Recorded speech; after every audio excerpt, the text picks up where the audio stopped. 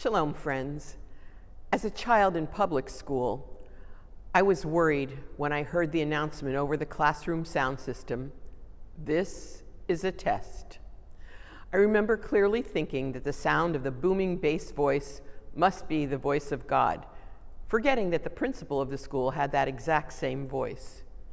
Nevertheless, I have been thinking how connected my feelings about those words are with our Torah portion, Va'era. In the story of the Akedah, the sacrifice of Isaac, this was a test. God was testing Abraham. It was just the start of thousands of tests inflicted upon the Jewish people. And while I have had many questions and problems studying this portion year after year, I find myself looking at our history over the millennia and saying, we are a people who have been tested time after time. Why? Is this God's doing?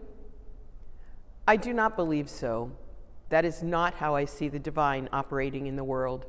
However, it is true that we as a people have been tested, particularly this past year plus.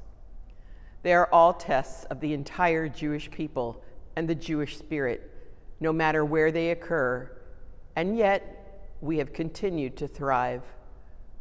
Our own congregation has grown this year, and our Introduction to Judaism class is spilling over with students, of whom so many want to choose Judaism. We may not always understand why we as a people are being tested, but we know that like Abraham, we will each face each test, each challenge as a people with all of our strength in all facets of our lives as Jews. Abraham, the Mishnah says, was faced with 10 tests in his lifetime.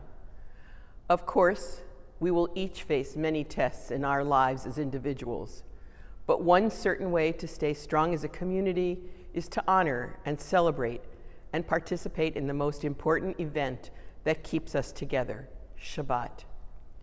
However you choose to celebrate, at home, with family and friends, out in nature, or with us here in the synagogue, allow Shabbat to renew your spirit and strengthen and prepare you for any test. Shabbat Shalom.